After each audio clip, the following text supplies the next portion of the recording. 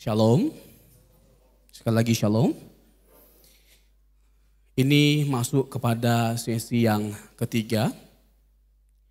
Dan sesi yang ketiga ini kita kembali mengupas tentang kristologi. Dan ini sesi terakhir dari kristologi. 2 kali pertemuan membahas khusus tentang Yesus atau kristologi, pribadi dan karyanya. Dia yang adalah manusia dan juga adalah Allah. 2 kali pertemuan sebenarnya terlalu singkat. Tapi saya mencoba untuk menyampaikan inti atau esensi dari iman kekristenan terkait dengan Kristus. Saya sudah memberikan cukup bukti ya atau data yang kuat tentang keilahian Yesus. Secara teologis, filosofis atau logis dapat dipertanggungjawabkan kebenaran dari iman kita bahwa Yesus adalah Tuhan. Percaya bahwa Yesus adalah Allah bukan iman yang buta. Baik para rasul, jemaat mula-mula, dan kebenaran firman sendiri telah memberikan kesaksian yang jelas tentang diri Yesus, bahwa dia bukan hanya manusia biasa. Ada tuduhan yang mengatakan bahwa Yesus diangkat jadi Tuhan dalam konsili Nisea tahun 325 atau abad yang keempat. Tegas saya mengatakan itu adalah satu kesalahan yang fatal atau kekeliruan. Orang yang menyatakan hal itu adalah orang yang tidak tahu tentang sejarah. Bagaimana pergumulan dan pergulatan bapak-bapak gereja dalam menyerang ajaran-ajaran bidat atau ajaran sesat. Dan waktu itu ada seorang Arius yang punya pandangan bahwa Yesus itu homoiousia.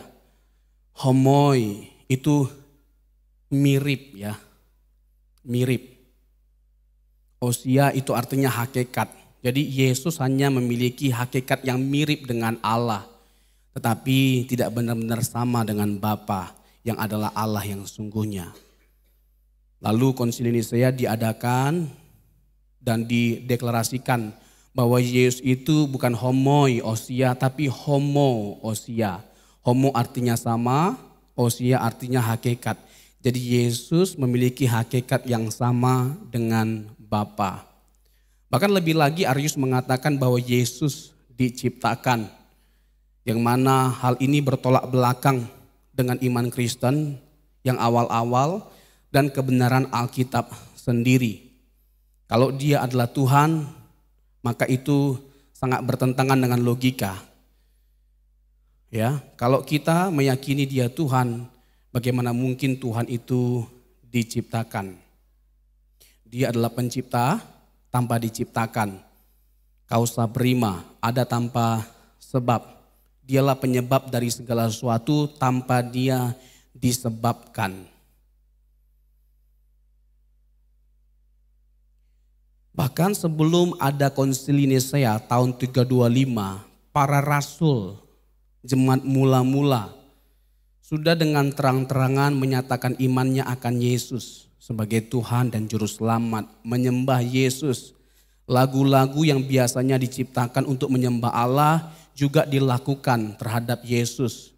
Dalam Filipi pasal yang kedua, itu merupakan lagu atau kidung. Yesus ditinggikan, Yesus dimuliakan seperti Allah. Dinyanyikan satu pujian untuk Allah, hal yang sama dilakukan untuk Yesus. Jadi itu semua menjadi jelas dan nyata bahwa benar Yesus adalah Tuhan. Konsekuensi dari tidak mengakui Yesus sebagai Allah adalah menolak keabsahan Alkitab sebagai firman Allah. Kalau Yesus bukan Allah, jelas bahwa Alkitab bukan firman Allah, itu sangat berkorelasi. Alkitab itu berbicara tentang Yesus. Inti atau pusat dari pesan Alkitab itu adalah tentang Yesus. Karena inti atau pusat dari pesan Alkitab adalah tentang Yesus, maka kehidupan kita harus berpusat pada Yesus. Mengapa kehidupan kita harus berpusat pada Yesus? Karena Yesus itu adalah Allah. Kalau dia tidak Allah, maka kita nggak perlu berpusat pada dirinya. Dan jelas Alkitab mengarahkan kita, mendorong kita, membawa kita untuk berpusat pada Yesus. Nubuatan Alkitab ya dalam perjanjian lama tentang diri Yesus itu banyak banget, sangat banyak nubuatan tentang Yesus, kelahirannya, kematiannya, kebangkitannya, penderitaannya.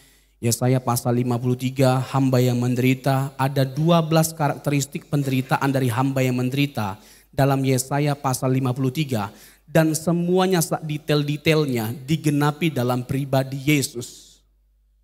Hal itu menunjukkan pertama Alkitab adalah firman Allah. Tidak ada satupun yang meleset. Semuanya tergenapi dalam diri Yesus dalam perjanjian baru. Tidak boleh ada satupun yang meleset. Sampai hal yang sepele, ya, hal yang dianggap kecil, perkara kecil, itu juga digenapi. Zakaria mengungkapkan bahwa lambung Yesus ditusuk. Mazmur mengungkapkan bahwa kakinya tidak jadi dipatahkan. Itu tergenapi. Pas mereka mau patahkan kaki Yesus, tidak jadi karena didapati sudah mati. Untuk memastikan dia sudah mati, dicucuk lambungnya. Semuanya itu sudah dinubuatkan dalam perjanjian lama dan terjadi pada Yesus. Jadi itu nggak mungkin ujuk-ujuk terjadi. Itu bukan suatu kebetulan. Itu adalah kebenaran firman Tuhan yang sudah diungkapkan sebelum terjadi. Jadi dengan tergenapinya semua nubuatan yang ada pada diri Yesus, itu menunjukkan bahwa Alkitab adalah firman Allah. Yang kedua, Yesus itulah Mesias yang dinanti-nantikan. Yesus itulah Mesias, sehingga kita nggak perlu menantikan Mesias yang lain. Tidak jarang penulis kitab perjanjian baru mengungkapkan Yesus sebagai Mesias seperti yang dideklarasikan oleh perjanjian lama. Nah, pertanyaannya sederhana dan ini klasik untuk dipertanyakan. Kalau memang nyata-nyata, kalau memang jelas-jelas bahwa Yesus itu benar adalah Mesias sesuai dengan nubuatan dalam perjanjian lama dan yang diungkapkan dalam perjanjian baru. Lalu kenapa orang Yahudi menolak Yesus sebagai Mesias? Nah, ini menarik untuk kita bahas Bapak Ibu. Mesias itu bisa dipahami dalam dua pengertian. Secara politis dan secara spiritual. Nah, pada waktu itu beragam konsep tentang Mesias. Tetapi yang umumnya diyakini oleh orang Yahudi itu adalah Mesias secara politis. Contoh Yohanes Pembaptis waktu di penjara. Sebelumnya dia baru saja membaptis Tuhan Yesus dan menegaskan bahwa dialah ya yang dimaksud. Dialah yang dinanti-nantikan. Tetapi heran loh. Baru saja Yohanes membaptis Tuhan Yesus yang dia berkata bahwa membuka tali kasutnya pun aku tidak layak. Dia mengungkapkan bahwa dia adalah yang datang dari Allah, berasal dari Allah. Tiba-tiba dia meragukan Yesus. Nah, timbul sebuah pertanyaan. Apa yang membuat sampai Yohanes meragukan? Karena konsepnya masih konsep orang Yahudi pada waktu itu, Mesias politis. Kok masih tetap tidak ada pembaharuan yang terjadi bagi bangsa Israel. Bahkan sampai ketika aku di penjara pun, kok gak buat apa-apa ini orangnya. Dipanggillah muridnya, sini lu, coba tanya lagi. Benar gak dia Mesias? Jangan-jangan bukan dia. Lalu kita harus nantikan lagi yang lainnya. Lalu Tuhan Yesus menegaskan tentang mujizat-mujizat yang dilakukan. Mujizat itu secara khusus Injil Yohanes ya, merupakan alat untuk memverifikasi bahwa seseorang itu berasal dari Allah.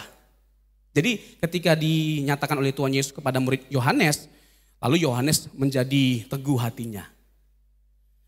Itu salah satu kriteria dari seorang hamba yang diurapi oleh Allah atau Mesias yang datang dari Allah. Tidak berhenti hanya pada Yohanes Pembaptis, murid Tuhan Yesus juga sama.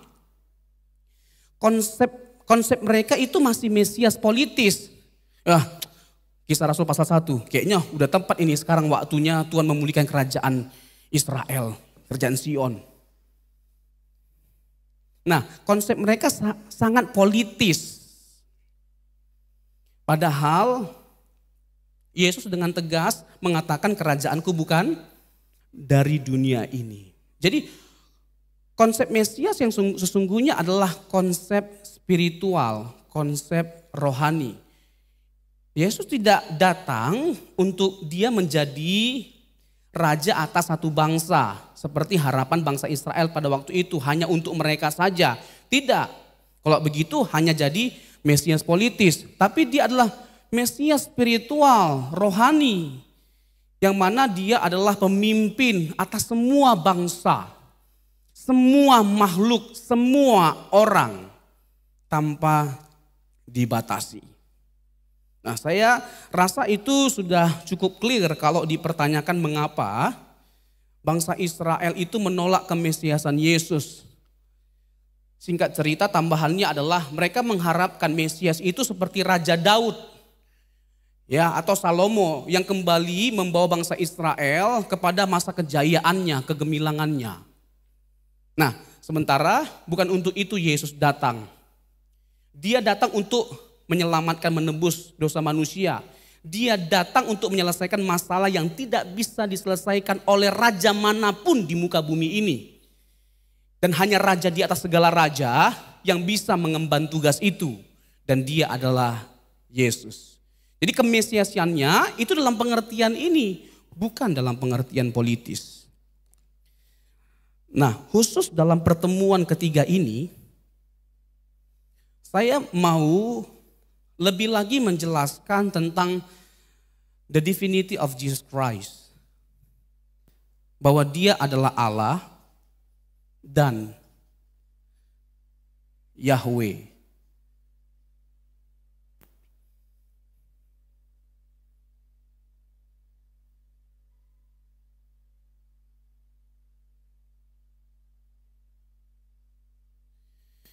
Dia adalah Yahweh. Yod-He Waw-He.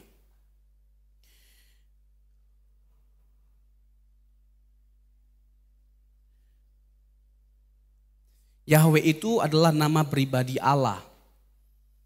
Dalam Keluaran 3 ayat 14. Bapak Ibu bisa lihat nanti ya. Keluaran 3 ayat 14. Tuhan berkata Ehye Asher Ehye. Dari pernyataan itu keluar kata Yahweh. Kata yang sejajar dari ayat Keluaran 3 ayat 14 ini adalah Yohanes 8 ayat 58. Yohanes 8 ayat 58. Yesus berkata ego eimi.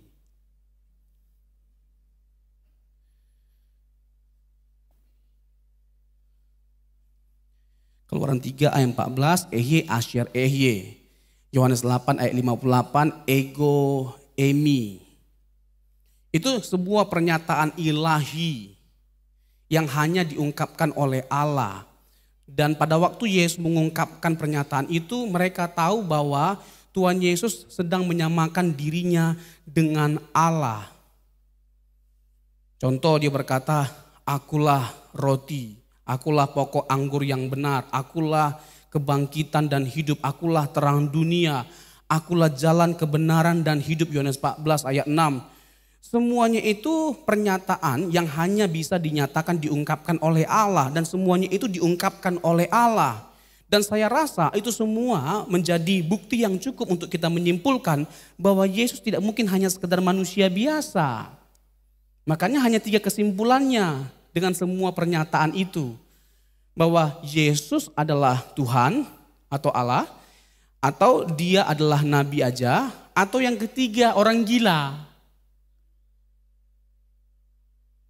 Tapi kan gak mungkin orang gila karena kita menghormati dia. Semua orang menghormati dia, semua agama, teolog liberal menghormati dia. Sehingga gak mungkin mengakui bahwa Yesus itu orang gila. Tapi kan hanya orang gila yang ngaku-ngaku Allah. Nah, kalau tidak menerima Yesus sebagai orang gila, sebagai nabi, tidak ada nabi yang mengatakan bahwa dia ada sebelum Abraham ada. Tidak ada satupun manusia yang ada sebelum dia ada. Hanya Yesus. Tidak ada seorang pun nabi yang pernah mengklaim bahwa dia berkuasa untuk mengampuni dosa. Mengampuni dosa itu pekerjaan Allah. Jadi kalau Yesus mengampuni dosa, secara tidak langsung dia sedang mengklaim dirinya sebagai Allah. Enggak ada nabi yang seperti itu. Sehingga hanya ada satu kesimpulan dan tidak bisa dibantah atau ditolak bahwa dia adalah Tuhan, dia adalah Allah. Yahweh ini terlalu kudus untuk diucapkan. Nama ini terlalu kudus sehingga diganti dengan apa? Dengan apa?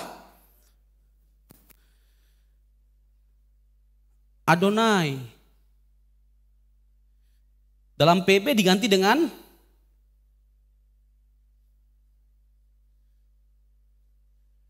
Kurios.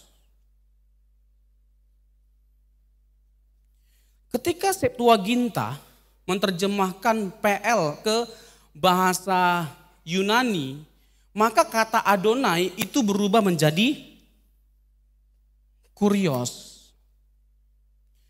Nah, ketika Perjanjian Baru menyebut Yesus sebagai Kurios, sebagai Tuhan,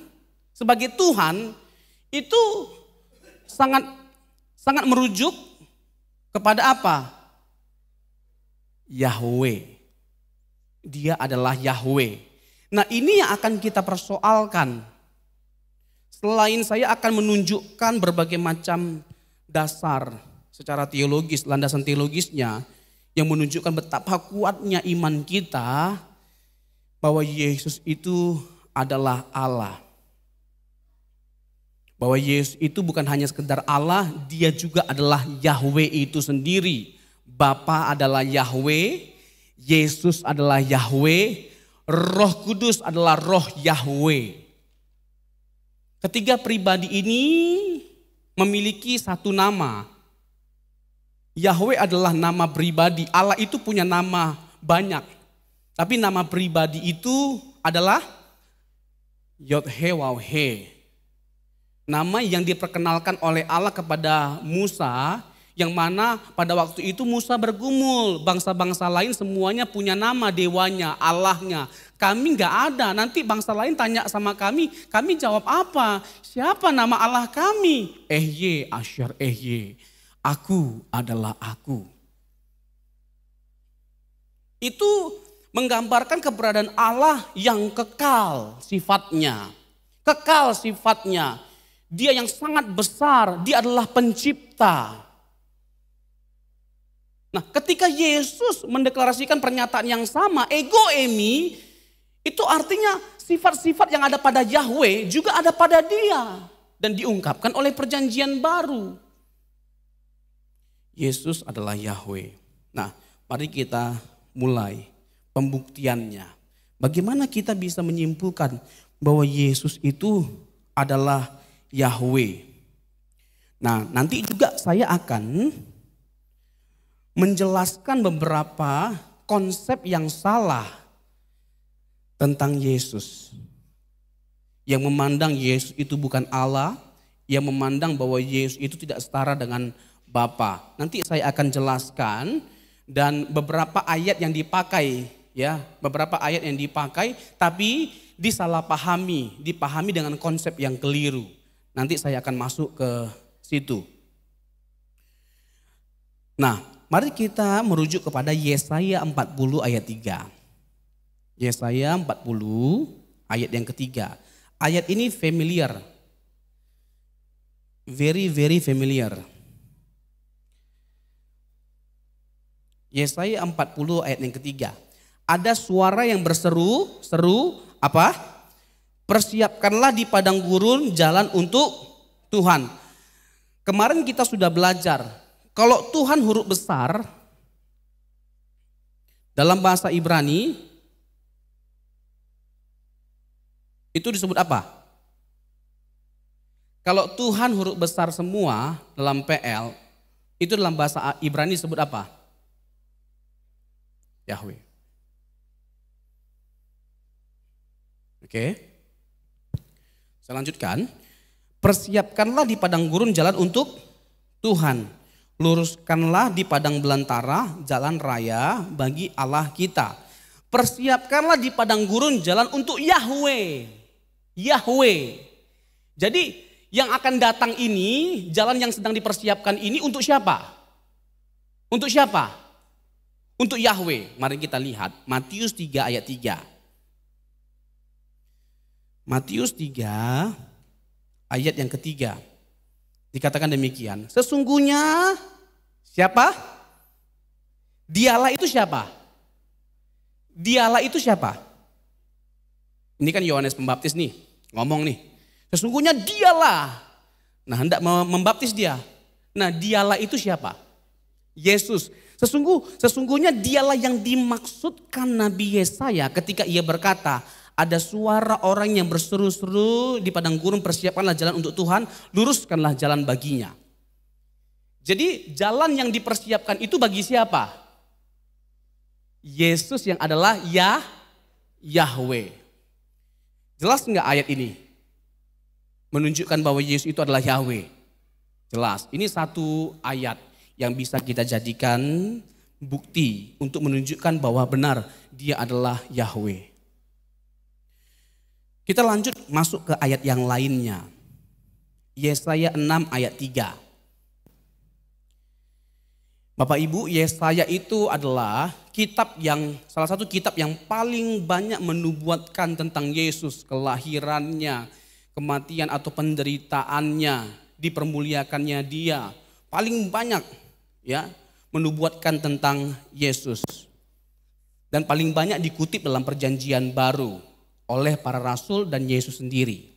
Nah, kita buka Yesaya pasal yang ke-6 ayat yang ketiga. Yesaya pasal yang ke-6 ayat yang ketiga. Dan mereka berseru seorang kepada seorang. Katanya, kudus, kuduslah Tuhan. Huruf besar semua, Yahweh. Semesta alam, seluruh bumi penuh kemuliaannya. Yesaya melihat kemuliaan Yahweh. Ini Yesaya yang ngomong. Yesaya itu melihat kemuliaan siapa? Tuhan, Yahweh. Nah, kita lihat Yohanes 12 ayat 41. Yohanes pasal yang ke-12 ayat yang ke-41. Dikatakan apa di sini? Hal ini dikatakan oleh Yesaya karena ia telah melihat kemuliaannya dan telah berkata-kata tentang dia. Tetapi dalam Yohanes pasal yang ke-12 ini, Yohanes itu sedang berbicara tentang siapa? Yesus. Yohanes dalam pasal 12 sedang berbicara tentang kemuliaan Yesus. Yesaya mengatakan bahwa dia melihat kemuliaan Yahweh dalam Yesaya pasal 6. Jadi Yohanes menegaskan bahwa Yahweh yang dia lihat dalam perjanjian lama, kemuliaan Yahweh yang dia dalam perjanjian lama adalah Yesus. Jadi Yesus itu benar-benar Yahweh itu sendiri. Jadi Bapak Ibu kalau orang jujur ya, jujur misalnya nih ya, dia seorang yang objektif netral, gak punya keyakinan apa-apa, lalu disuruh diminta untuk cek Alkitab, benar gak Yesus itu adalah Allah atau Yahweh? Maka hanya ada satu kesimpulan, gak mungkin dia mengatakan tidak benar Yesus itu Yahweh, tidak benar Yesus itu adalah Yahweh, Allah. Pasti dia mengatakan Yesus itu adalah Allah, Yesus itu adalah Yahweh. Tapi kalau orang sudah dipenjarakan dengan premis dia hanya manusia, masa manusia dipertuhankan? Masa manusia dipertuhankan? Bagaimana mungkin Allah jadi manusia? Itu semua premis yang salah. Itu logika-logika yang keliru. Wrong assumption. Punya asumsi yang salah. Contoh, kalau dipertanyakan Ini saya pelan-pelan saja menjelaskan karena kita advance sifatnya ini. Maju kepada satu kebenaran yang lebih tinggi lagi sifatnya. Kalau ditanya, bagaimana mungkin Tuhan menjelma menjadi manusia? Saya tidak menyalahkan orang bertanya. Saya tidak menyalahkan orang mempertanyakan pertanyaan ini. Yang salah itu adalah asumsinya. Allah itu maha kuasa enggak? Halo, Allah itu maha kuasa enggak? Kalau Allah itu maha kuasa, konsekuensi berpikir logisnya adalah dia bisa melakukan apapun. Betul enggak? Bisa enggak Allah berubah menjadi kucing? Bisa enggak Allah berubah menampakkan diri jadi gunung? Jadi badai? Jadi api yang menghanguskan? Bisa, karena apa? Jadi heran, jadi salah kalau dikatakan tidak bisa. Berarti dia bukan Allah. Jadi kalau kita mengatakan bahwa dia tidak bisa menjelma menjadi manusia, bagaimana mungkin dia bisa menjelma menjadi manusia? Berarti kita menyangkali kemahakuasaannya. Pertanyaan yang benar itu bukan bagaimana mungkin dia menjelma menjadi manusia. Itu mungkin sekali. Pertanyaan yang benar adalah why, not how. Why? Anselmus berkata, Cur Deus homo, Allah yang menjelma menjadi manusia. Dia sangat lihai dan cerdas dalam mengurai tentang Yesus yang adalah Allah menjelma menjadi manusia. Jadi pertanyaan yang benar itu bukan bagaimana mungkin, tapi mengapa. Nah, pertanyaan mengapa itu mendorong kita untuk mengeksplor lebih dalam lagi tentang siapa Yesus itu. Dan dengan kita bertanya mengapa dia menjelma menjadi manusia, kita akan dibawa pada satu kebenaran yang final sifatnya, bahwa tidak mungkin dia hanya sekedar manusia biasa. Karena dia datang untuk menebus dosa manusia, dan hanya Allah yang bisa menyelamatkan manusia dari dosa, dari hukum maut. Yohanes 1 ayat 29, lihatlah anak domba Allah yang menghapus dosa seluruh dunia, seluruh umat manusia. Lihatlah anak domba Allah. Anak domba itu siapa? Anak domba itu adalah Yesus. Jadi dalam perjanjian lama, Bapak Ibu, ini kita juga harus memahami tradisi dari Yahudi. Salah satunya adalah mereka membawa korban sebagai bentuk penebusan dosa. Bawa korban, domba dan lain sebagainya macamnya. Ini sebenarnya sebuah gambaran yang merujuk tentang bagaimana cara Allah akan menebus dosa umat manusia. Bahwa dia akan mengutus anak yang tunggal untuk menjadi korban. Menjadi korban. Jadi itu sebuah gambaran. Jadi tindakan yang dilakukan oleh orang Yahudi membawa domba sebagai korban penebusan dosa, penebusan salah, itu sebagai gambaran yang merujuk kepada Yesus Kristus yang adalah anak domba Allah yang akan dikorbankan untuk menghapus dosa dunia. Yohanes 1 ayat 29.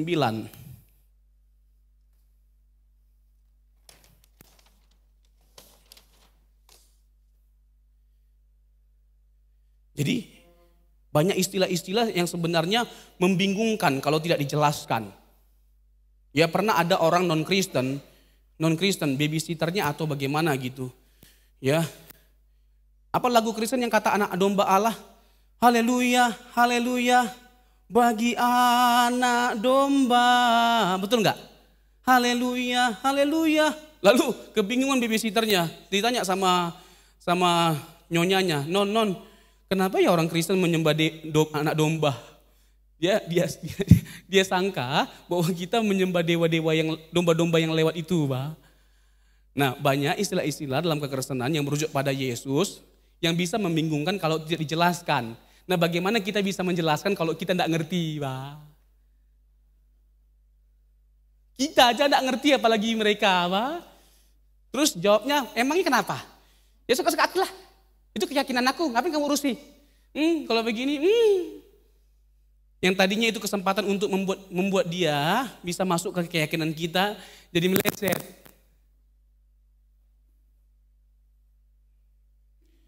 Makanya kekristenan itu harus cerdas. Kita harus jadi orang Kristen yang cerdas. Bukan hanya mengasihi Tuhan dengan segenap hati, jiwa, kekuatan, tapi juga dengan akal, Pak.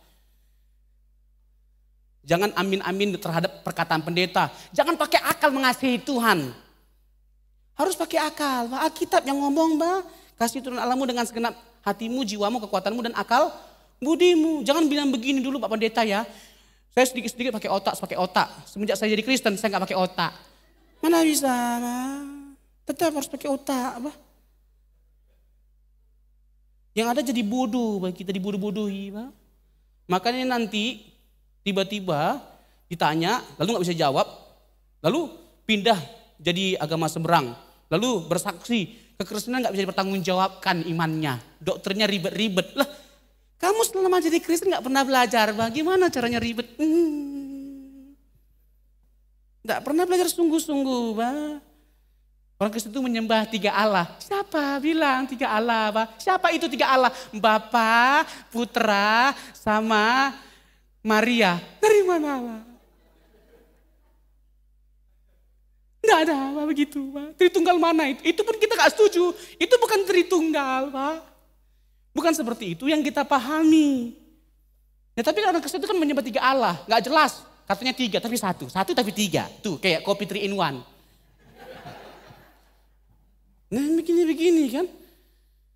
Yang saya sering bilang itu loh. Boleh bodoh tapi jangan sempurna, Sempurna kali, bodohnya. Sampai di mana tadi? Apa tadi? Anak domba.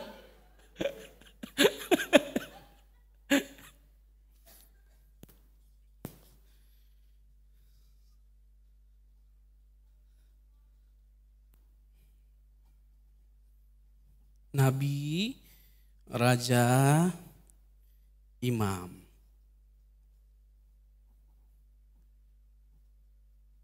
Fungsi atau jabatan dari Tuhan Yesus. Kita harus menempatkan Yesus di tahtanya. Dalam pengertian lain, kita harus memandang Dia sebagaimana mestinya. Yang pertama, kita harus memandang Yesus sebagai Allah. Nabi, raja, imam, ini adalah gelar. Ini adalah jabatan atau fungsi. Jabatan atau fungsi yang melekat pada Yesus pada waktu Yesus berinkarnasi, menjelma menjadi manusia, berkenosis. Dia jadi nabi, dia jadi raja, dia jadi imam. Tapi sebelum dia jadi nabi, raja, imam, dia adalah siapa? Dia adalah Allah. Tetapi pada waktu dia menjadi nabi, raja, imam atau menjelma menjadi manusia, apakah dia berhenti jadi Allah? Tidak. Faktanya waktu dia disembah sebagai Allah, dia tidak menolak penyembahan itu. Diakui sebagai Allah, dia tidak menolak pengakuan itu. Sementara rasul lain menolak ketika disembah sebagai Allah. Malaikat Wahyu pasal yang ke-22, ketika Yohanes melihat semua penyingkapan tentang masa yang akan datang, tentang akhir zaman. Lalu dia tersungkur, proskuneo, menyembah malaikat itu. Lalu apa yang dilakukan oleh malaikat itu karena dia bukan Allah, dia menolak penyembahan itu, pengakuan itu. Aku sama kamu sama-sama makhluk, sama-sama ciptaan. Jangan sembah aku. Itu benar karena malaikat itu bukan Allah. Di Derbe, kisah para rasul, Paulus dan Barnabas sempat disembah sebagai apa? Dewa, dewa Hermes sama Zeus. Hermes itu bukan tas, dewa.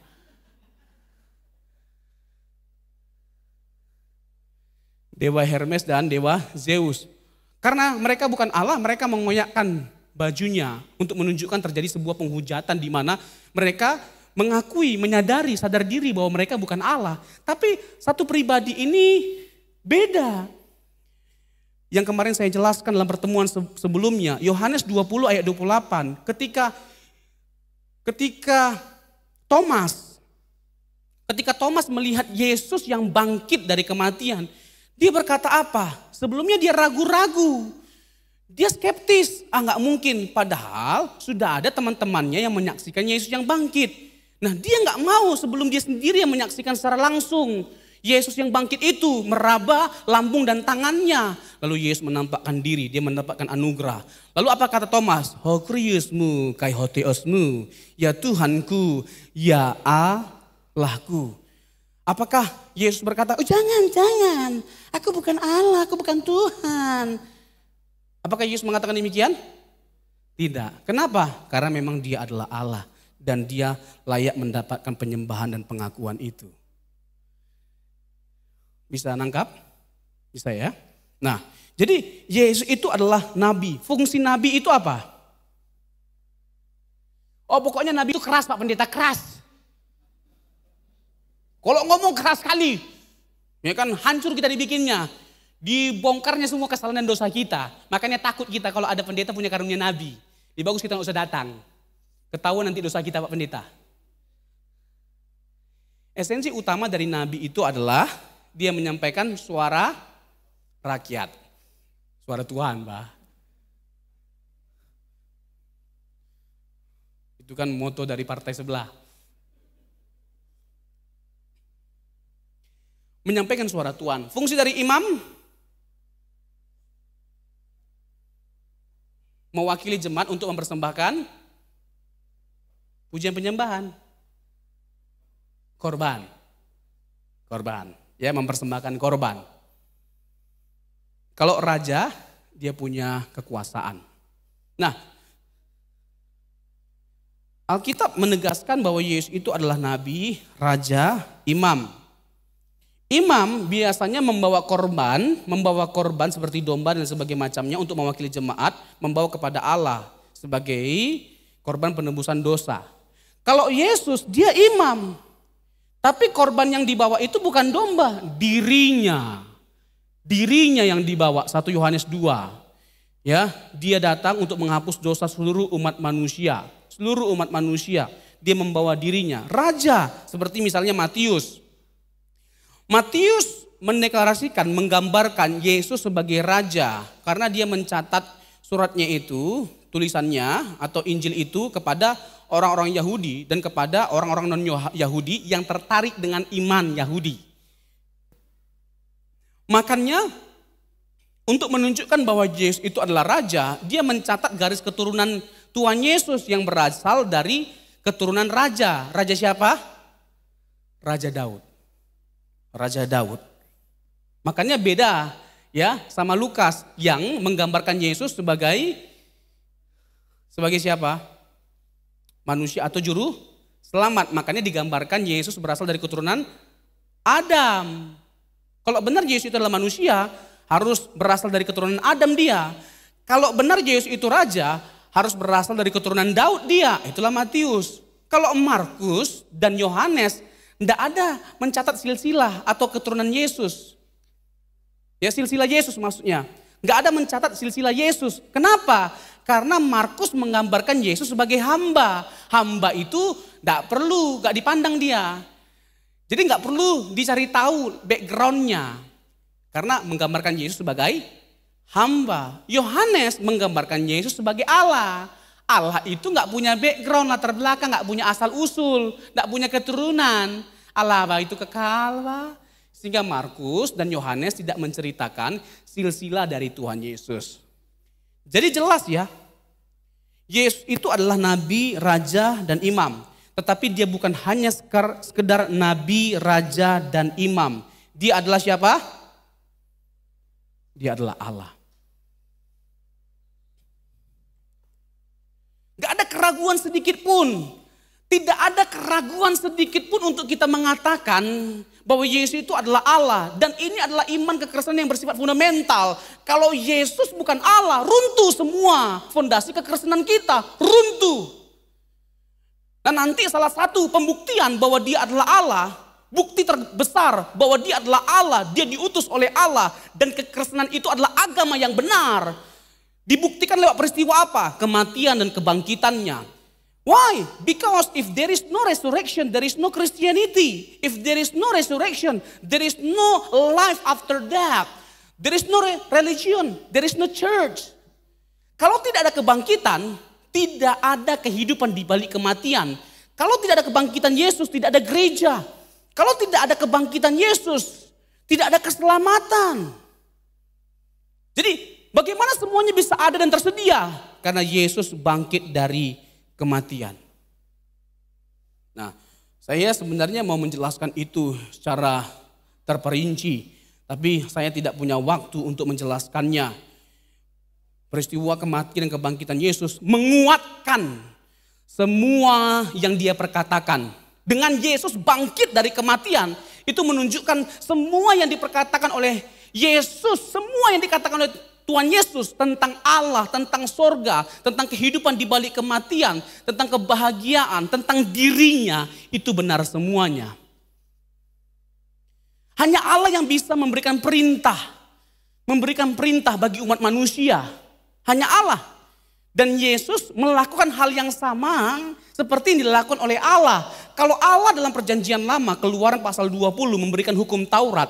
Di perjanjian baru, di Yohanes pasal yang ke-13, Yesus memberikan hukum yang baru terkait tentang kasih. Kasih. Bagaimana kita harus mengasihi Allah lebih dari segalanya. Bagaimana kita harus mengasihi sesama manusia. Kasih adalah perintah baru yang diberikan oleh Yesus. Hanya Allah yang bisa memberikan perintah atas seluruh umat manusia. Dan Yesus melakukan hal itu. Itu menunjukkan bahwa dia adalah Allah. Saya lanjutkan pembuktian secara teologis terkait dengan Yesus adalah Yahweh. Sekarang kita buka Yeremia 23 ayat 5 sampai yang ke-6. Yeremia 23.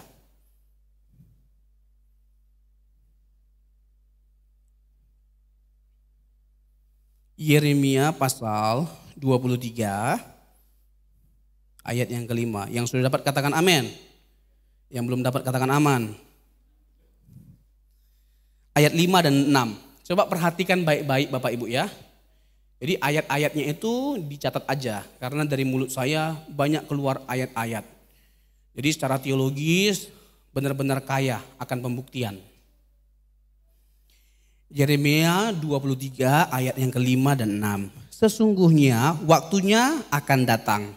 Demikianlah firman Tuhan bahwa aku akan menumbuhkan tunas adil bagi Daud. Saya mau tanya, tunas itu istilah yang merujuk kepada siapa? Tunas Daud. Siapa? Yesus ya. Oke ya, sepakat ya? Oke. Ia akan memerintah sebagai raja yang bijaksana. Nah ini dia. Dan akan melakukan keadilan dan kebenaran di negeri. Ayat 6. Ini dia. Dalam zamannya Yehuda akan dibebaskan dan Israel akan hidup dengan tentram. Dan inilah namanya yang diberikan orang kepadanya. Apa? Apa? Tuhannya huruf besar atau huruf kecil? Artinya Yahweh. Orang akan menyebut dia sebagai apa? Yahweh. Yahweh. Orang akan menyebut dia sebagai Yahweh. Ini nama pribadi Allah. Yang bukan hanya merujuk kepada nama Bapa atau kepada pribadi Bapa, pribadi pertama dari Allah Tritunggal. Tapi juga nama dari pribadi kedua dari Allah Tritunggal. Nama Yesus juga. Kita buka nih ya, Yohanes 17. Yohanes 17 ayat 12. Yohanes 17 ayat 12.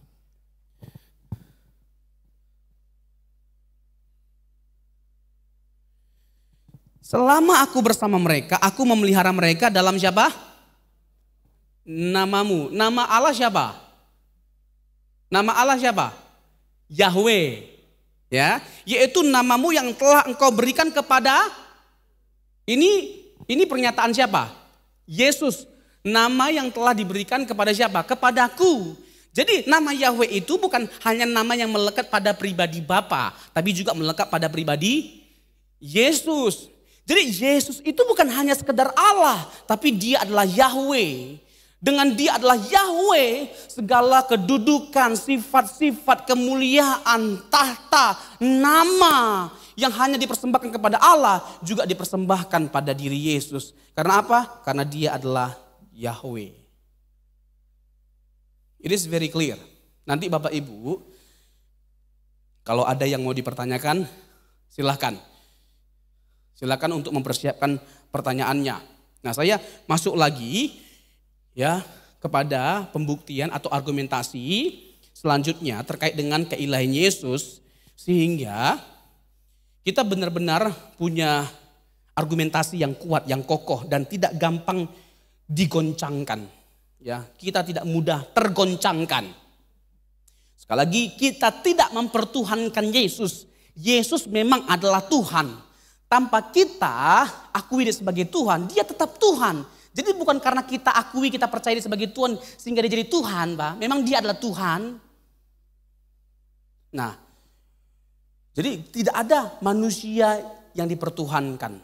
Manusia diangkat jadi Tuhan, itu tidak ada. Kita pun setuju, Pak. Jangankan manusia jadi Tuhan, manusia jadi Superman pun hanya ada di bioskop, Pak. Manusia jadi Huluk, tahu Huluk yang hijau? Itu hanya ada di bioskop, Pak. Apalagi manusia jadi Tuhan, Pak. Tidak ada, Pak, itu. Tuhan itu bukan, Yesus itu bukan manusia jadi Tuhan. Tuhan yang jadi manusia. PB, Perjanjian Baru, dengan jelas menegaskan bahwa Yesus adalah Allah. Meskipun ada kenyataan bahwa Perjanjian Baru biasanya memakai nama Allah dengan referensi kepada Bapa. Para teolog, para pakar, para ahli memang umumnya yang mengklaim bahwa kata theos itu merujuk kepada Bapa. Tapi bukan berarti tidak ada kata theos merujuk pada Yesus. Nanti saya akan jelaskan bahwa kata theos juga banyak disematkan pada diri Yesus. Kayak tadi ya Yohanes 20 ayat 28 ya. Ho kriosmu kai ho theosmu.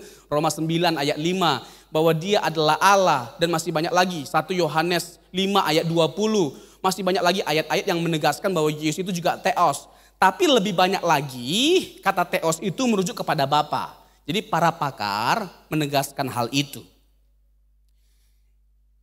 Jadi PB atau Perjanjian Baru biasanya memakai nama Allah dengan referensi kepada Bapa. Namun sebenarnya pemakaian itu juga beberapa kali digunakan untuk menegaskan bahwa Yesus itu adalah Allah. Tadi ayat-ayatnya sudah saya sebutkan. Nah, lebih lanjut dalam frekuensi yang menakjubkan, fantastik, luar biasa, awesome. Jauh lebih sering daripada yang disadari oleh para ahli. Yesus disebut sebagai Tuhan, kurios. Kurios tadi ya, kurios dalam bahasa Yunani. Dan itu adalah turunan dari kata Ibrani Adonai. Sebagai pengganti dari nama Yahweh yang terlalu kudus untuk disebutkan. Nama itu terlalu kudus untuk disebutkan. Dari PL, Yesus disebut sebagai Tuhan atau Yahweh dari PL. Roma 10 ayat 9 sampai 13, 1 Korintus 8 ayat 6. Nah, saya mau jelaskan ayat ini. 1 Korintus 8 ayat 6. Ini pengakuan iman Kristen. 1 Korintus 8 ayat 6. Coba kita buka.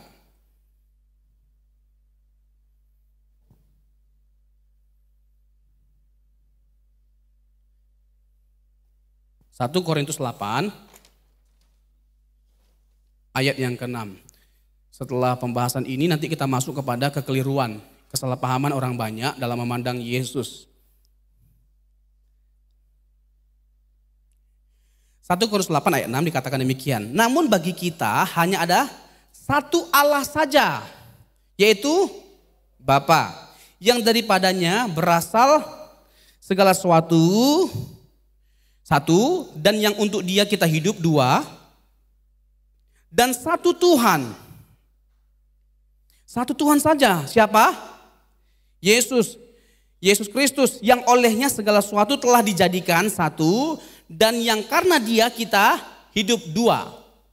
Jadi ada dua pernyataan yang sama karakteristiknya yang dirujuk kepada dua pribadi, Bapa dan Yesus. Dua pernyataan ini hanya dirujuk kepada Allah saja. Allah saja. Tetapi ketika kita melihat ayat ini, dua pernyataan ini bukan hanya dirujuk kepada Bapa saja, tetapi juga kepada Yesus Kristus. Nah, ini menarik loh ya. Coba kita perhatikan lagi. Namun bagi kita hanya ada satu Allah saja, yaitu Bapa, yang daripadanya berasal segala sesuatu dan yang untuk dia kita hidup. Dan satu Tuhan saja, yaitu Yesus Kristus, yang olehnya segala sesuatu telah dijadikan dan yang karena dia kita hidup. Satu Allah. Siapa? Bapa. Satu Tuhan.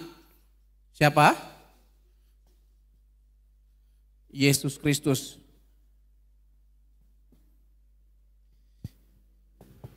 Jangan gini loh. Jangan kacau cara kita berpikir. Tuh ayat itu kan mengatakan Yesus Tuhan bukan Allah. Yang Allah itu Bapa. Sekarang pertanyaannya, pernah nggak Alkitab mengatakan bahwa Bapa itu adalah Tuhan? Pernah? Pernah? Banyak ayatnya yang mengatakan bahwa Bapa itu adalah Kurios atau Tuhan. Sebaliknya, pernah nggak Alkitab mengatakan bahwa Yesus itu adalah? Banyak ayatnya. Tapi kenapa di ayat ini, di konteks ini kok dibedakan? Supaya kita tahu bahwa Bapa dan Yesus itu dua pribadi yang berbeda. Bisa nangkap? Bisa nangkap? Dua pribadi yang berbeda. Coba kita buka Ulangan 6 ayat 4. Ini pengakuan iman Israel. Pengakuan iman Israel. Ulangan 6. Ulangan 6 ayat 4. Ini sering disebut kata Sema. Dalam bahasa Ibrani-nya begini, Sema Yisrael, Adonai Elohenu, Adonai Echad.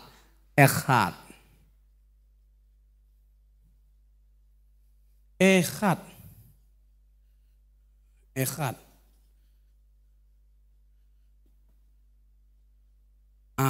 Echad ya.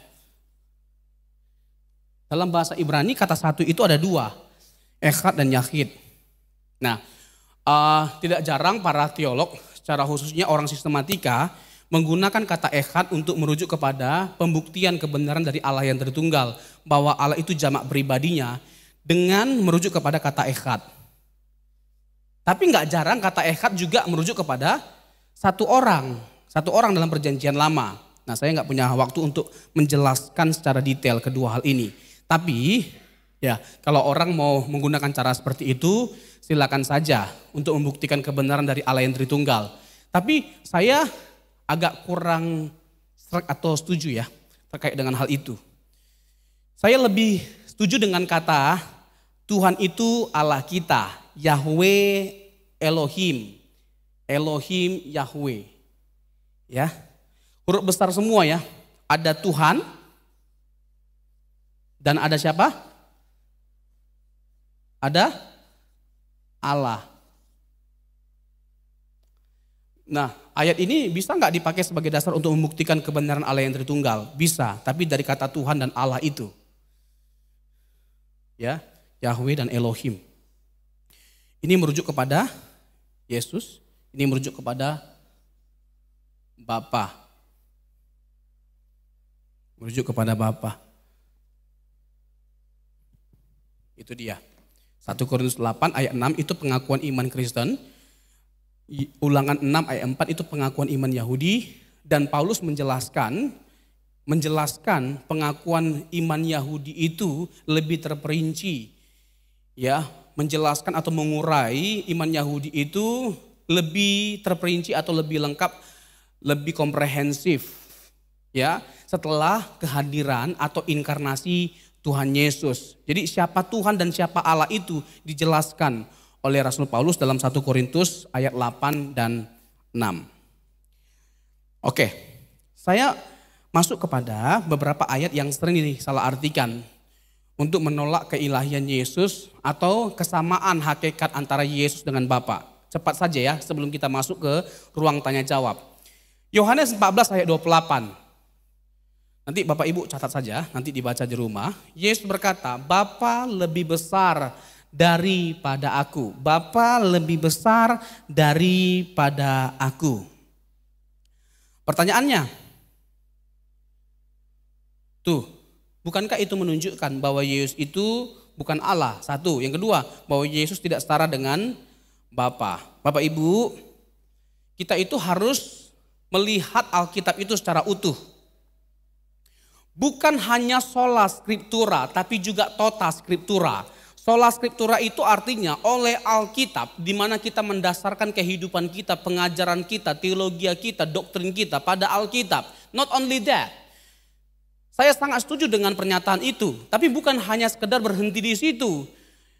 Kita bukan hanya sola scriptura, tapi tota scriptura. Tota scriptura itu artinya bagaimana kita mengharmonisasikan seluruh teks, seluruh konteks, seluruh kitab, mengharmonisasikan, membangun sebuah doktrin dengan melihat keseluruhan teks, konteks, dan Alkitab, bukan hanya pada satu ayat saja. Sehingga kita mendapat gambaran yang utuh. Jadi jangan setengah-setengah. Nanti setengah-setengah juga pikiran kita. Dan kalau Alkitab nggak ngomong, kita jangan ngomong. Kalau Alkitab abu-abu, jangan kita lebih terang daripada Alkitab. Halo? Kalau Alkitab nggak ngomong, kita jangan ngomong. Kalau Yesus berkata, anak manusia pun tidak tahu akan hari itu. Jangan kita sok tahu, Pak. Bisa nangkap? Iya. Yesus saja mengatakan dia tidak tahu, tapi banyak pendeta sok tahu. Lalu meramal-ramal hari atau tanggal kedatangan Tuhan Yesus. Kayak yang di Bandung itu loh. Marga Sibuaya ya. Tanggal sekian, bulan sekian, tahun sekian. Yesus akan datang. Kita akan diangkat. Betul, mereka diangkat loh. Diangkat ke kantor polisi.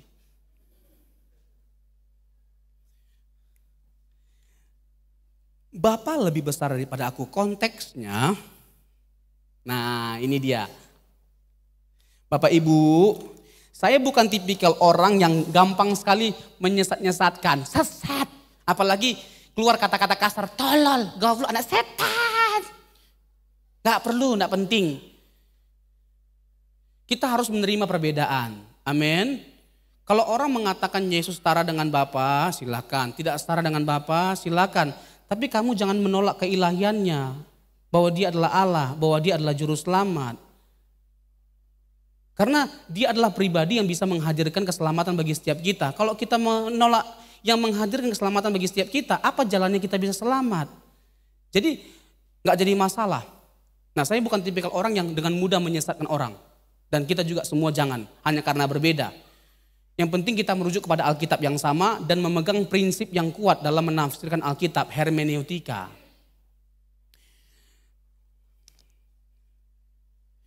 Inkarnasi, ini kan jelas kan? Yohanes 1 ayat 14.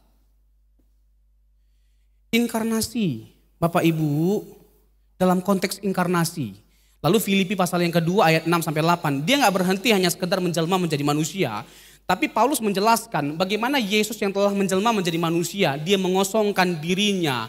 Menganggap kesetaraannya dengan Allah sebagai milik yang tidak harus dipertahankan. Melainkan mengambil rupa seorang hamba. Hamba. Dalam konteks dia sebagai hamba, bagaimana mungkin dia tetap lebih tinggi daripada Bapa. Tetap sama dengan Bapa. Tidak mungkin, pasti lebih rendah. Betul? Tapi bukan dalam hal esensi. Tapi apa? Fungsi atau peran. Karena dia kan sedang mengosongkan diri. Nah, ketika dia mengosongkan diri, coba kita buka Ibrani 2 ayat 7. Ibrani 2 ayat 7.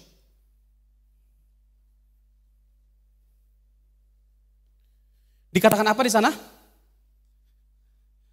Dalam waktu yang seketika, dia bukan hanya lebih rendah daripada Bapa, dia lebih rendah daripada malaikat. Jadi kita harus trik di sini bahwa saat kapan Yesus lebih rendah daripada Bapa? Waktu dia berinkarnasi. Waktu dia menjelma menjadi manusia. Ketika dia menjelma menjadi manusia, dia jadi hamba. Dan ketika dia jadi hamba, dia bukan hanya lebih rendah daripada Bapa, dia juga lebih rendah daripada malaikat. Bisa tangkap sejauh ini? Oke. Jadi itu very clear. Dia memposisikan memang dirinya itu lebih rendah daripada Bapa. Nanti akan lebih nangkap lagi kita. Kita lanjut dulu. Yohanes 20 ayat 17. Yohanes 20 ayat 17. Allahku dan Allahmu, tuh Pak Pendeta. Kan Yesus menyebut Bapa itu sebagai Allahnya. Bukan hanya sebagai Allah kita, tapi juga Allahnya dia loh. Setelah Yesus bangkit dari kematian dan menampakkan diri kepada Maria, dia kemudian berkata, sekarang aku akan pergi kepada Bapakku dan Bapamu, kepada Allahku dan Allahmu. Pertanyaannya, bagaimana mungkin Yesus bisa menyebut Bapa sebagai Allahku jika dia adalah Allah? Yang pertama, bagaimana mungkin kita mengatakan dia setara dengan Bapa? Kalau dia menyebut Bapa itu sebagai Allahnya Bapanya. Lagi-lagi Bapak Ibu ya. Yesus itu Allah dan manusia. Hipostatik union. Dua natur ya dengan satu pribadi. Dua natur itu enggak bercampur pada pribadi Yesus Kristus. Tetap dipertahankan natur masing-masing dengan segala karakteristiknya. Jadi Yesus itu satu pribadi dengan dua natur, yang insani dan yang ilahi. Yang insani dan yang ilahi. Alkitab menegaskan karakteristik kemanusiaannya, tapi juga karakteristik dari keilahiannya. Itu terang benderang Alkitab jelaskan. Yesus itu adalah Allah dan manusia. Karena dia berinkarnasi menjelma menjadi manusia, maka dia memberikan teladan bagi setiap kita. Salah satunya adalah memandang Allah, menghormati Allah, mengakui Sang Pencipta sebagai Allah, menyembah Allah, Bapa sebagai Allah.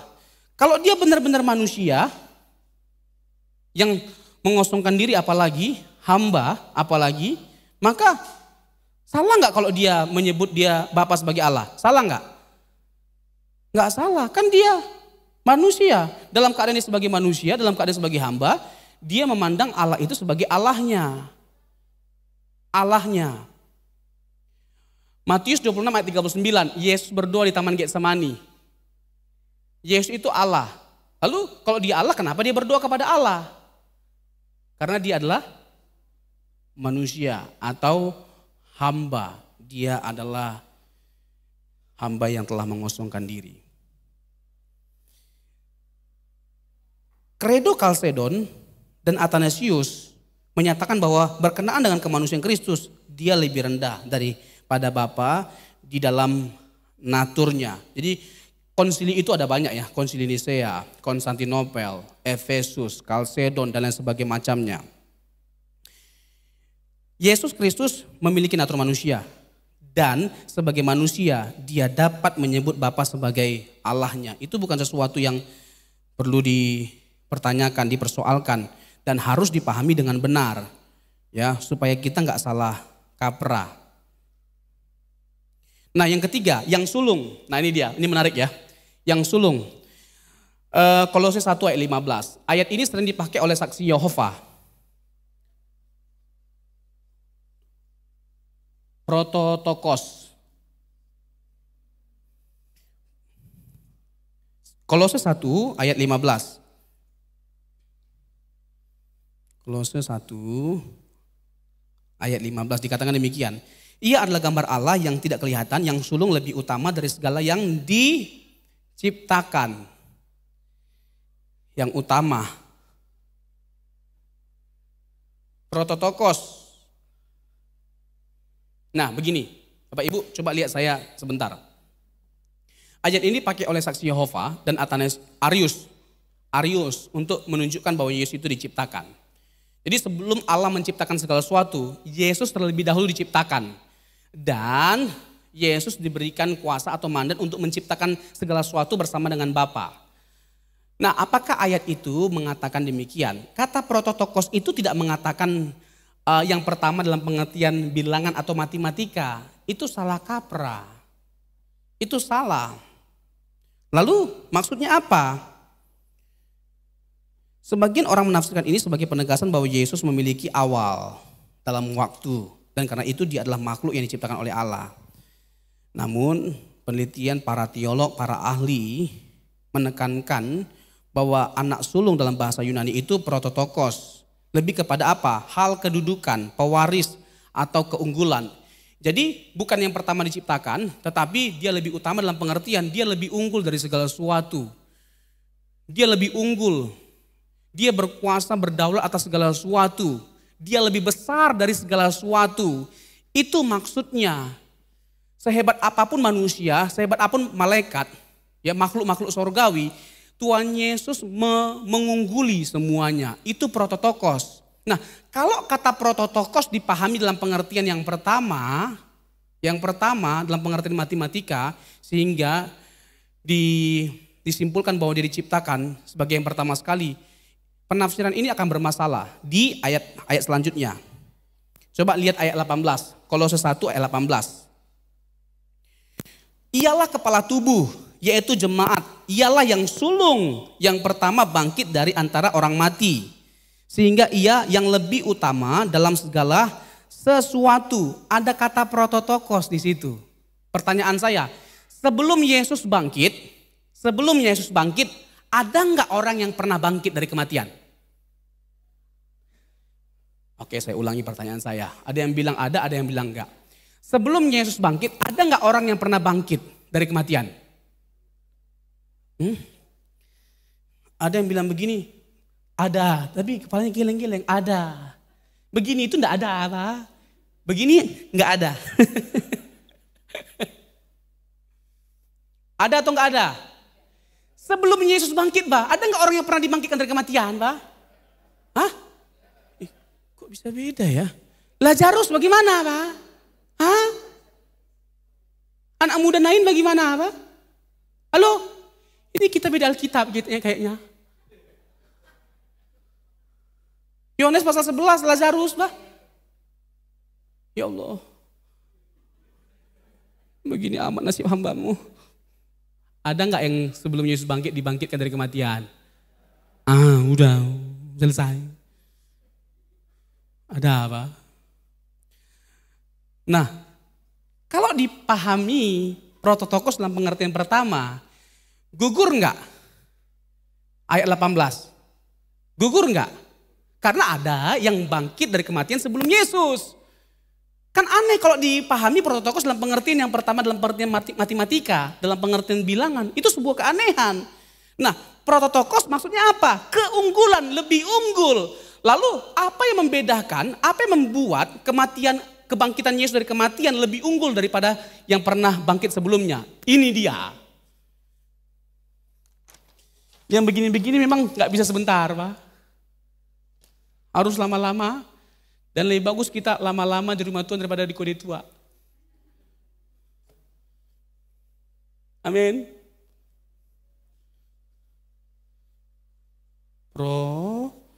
Prototokos. Maksudnya Yesus itu lebih unggul kebangkitan dari kematiannya dalam pengertian apa? Dalam pengertian begini. Tidak ada tokoh yang ketika bangkit dari kematian, tidak ada tokoh lalu nggak mati lagi. Tidak ada tokoh yang ketika bangkit dari kematian lalu nggak mati lagi. Rata-rata yang mati, semua yang mati itu ketika bangkit mati lagi. Betul nggak? Hizkia, siapa lagi? Lazarus, anak muda Nain dan sebagainya macamnya. Rata-rata ketika mereka bangkit dari kematian mereka mati lagi. Hanya ada satu pribadi yang ketika mati bangkit dia nggak mati lagi, dia hidup selama-lamanya. Kebangkitan inilah yang akan kita alami ketika Tuhan Yesus datang kali kedua. Bisa nangkap? Yang terakhir, ini yang terakhir dari kata yang terakhir. Keempat, kepala dari Kristus adalah Allah. Ayat ini tidak mengajarkan bahwa Kristus lebih rendah dalam esensi dari Bapa. Coba kita buka sebentar ya. Kemarin saya singgung sedikit ini. 1 Korintus 11 ayat 3. 11 ayat yang ketiga. Tetapi aku mau supaya kamu mengetahui hal ini, yaitu kepala dari tiap-tiap laki-laki adalah Kristus, kepala dari perempuan adalah laki-laki, dan kepala Kristus ialah Allah. Nah, apakah ayat ini menunjukkan bahwa Yesus lebih rendah daripada Bapa? Halo? Harus cerdas sama kita, Pak. Esensi